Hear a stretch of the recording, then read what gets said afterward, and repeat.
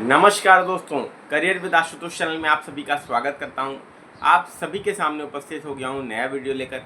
और इस वीडियो में हम लोग चर्चा करने वाले हैं दोस्तों, घटना चक्र की कितनी उपयोगिता है यूपी पीसीएस 2024 के लिए और आरओ 2024 के लिए। आप सबको पता है कि यूपी पीसीएस की परीक्षा है इस समय 27 अक्टूबर को और आरओ की परीक्षा 22 दिसंबर को होनी है। अब बहुत सारे छात्रों के ये मैसेजेस आते हैं कि सर घटना चक्र ही पढ़ रहे हैं, उसी से रिवाइज कर रहे हैं, सिलेक्शन हो जाएगा ना।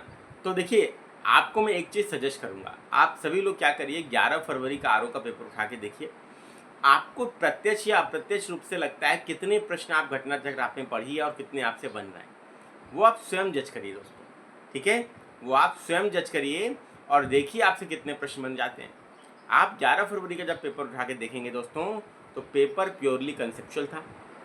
असर्शन रीजन वाले प्रश्न, मल्टीपल स्टेटमेंट वाले प्रश्न, मैच द फॉलोइंग वाले प्रश्नों की बहुलता थी और सीधे प्रश्न एकदम कम आए थे। मैं आप सभी दोस्तों से बोलूँगा दोस्तों, ये आप लोग मान के चलिए कि घटना चक्र से प्रश्न आते हैं, बहुत अच्छी बात है। आपका जो घटना चक्र का लगाव है वो मैं नहीं कह रहा हूँ कि उसको आप छोड़िए, लेकिन ये मान के चलिए दोस्तों कि पीसीएस की परीक्षा में आपने अगर घटना चक्र लगा भी लिए दोस्तों, तो 60 से 70 प्रश्न आपके बन जाएंगे, बिल्कुल 150 में से जीएस के।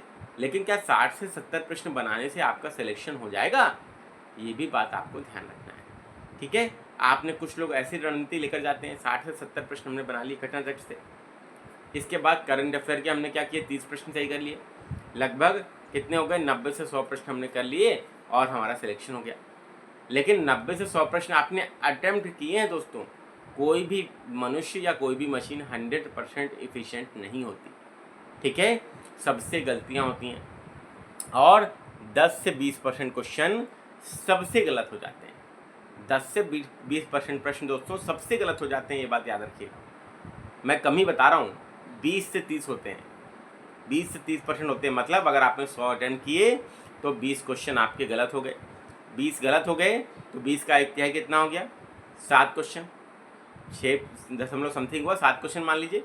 ठीक है, तो 27 क्वेश्चन आपके गलत हो गए। तो 100 में 27 घटा दीजिए, कितना हो गया दोस्तों, कितना क्वेश्चन हो गया, 73 क्वेश्चन। क्या 73 क्वेश्चन पे आपका कट ऑफ निकलेगा? नहीं निकलेगा दोस्तों, ये बात याद रखिएगा। क्लियर?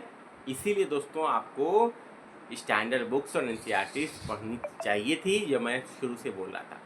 अभी भी दोस्तों कुछ सिलेक्टेड सब्जेक्ट्स की आप किताबें पढ़ सकते हैं या उनकी तैयारी कर सकते हैं किसी नोट से जो आपने बनाई। जैसे मैं सजेस्ट करूँगा, आप घटना चक्र जो आपने लगाइए, कोई दिक्कत नहीं है। घटना चक्र को 2018 से लेकर 2023 तक के पेपरों तक सीमित कर दीजिए, वही प्रश्नों को लगाइए।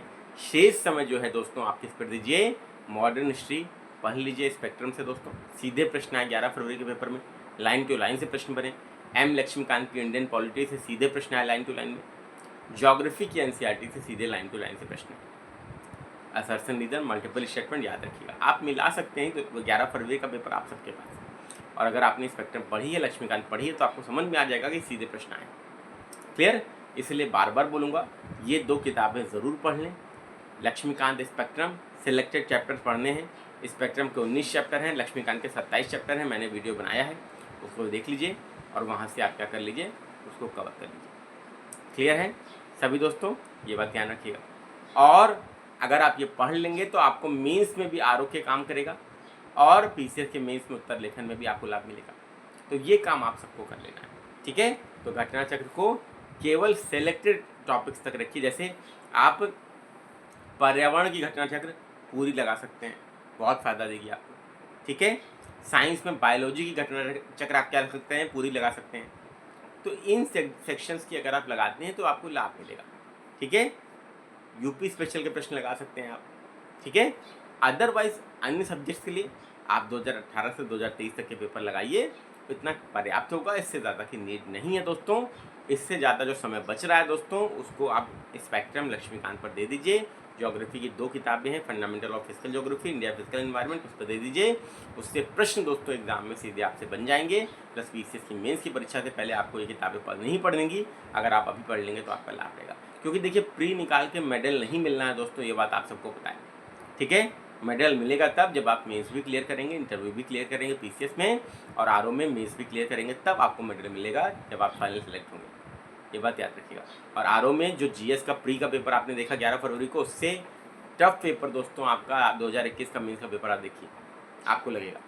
ठीक है, क्यों? क्योंकि उसमें प्रश्न गैर परंपरागत ज़्यादा आते हैं, कंसेप्चुअल प्रश्न ज़्यादा आपको देखने को मिल सकते हैं इस बार, क्योंकि प्री में भी आए थे। Assertion reason, multiple statement, match the following, इसके लिए आप लोग तैयार रहिए। ठीक है, इसीलिए बोल रहा हूँ एकदम ऑथेंटिक सोर्स को रेफ़र करिए। कहीं से भी पेपर बनेगा दोस्तों, अगर आपने कंसेप्चुअली स्टडी कर लिया है, डिटेल में स्टडी कर लिया, आप प्रश्नों को सॉल्व कर पाइएगा। रटने का सिस्टम खत्म कर दीजिए। घटना चक्र से बैठ के रट रहे हैं, उसको मत रहे हैं, वो काम मत करिए।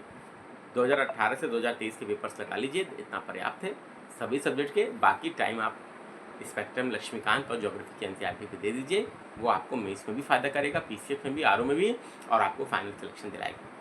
वीडियो कैसा लगा कमेंट बॉक्स में ज़रूर बताइएगा। चैनल पर नए हैं तो सब्सक्राइब कीजिएगा, वीडियो बेल आइकन कॉल दबाइएगा।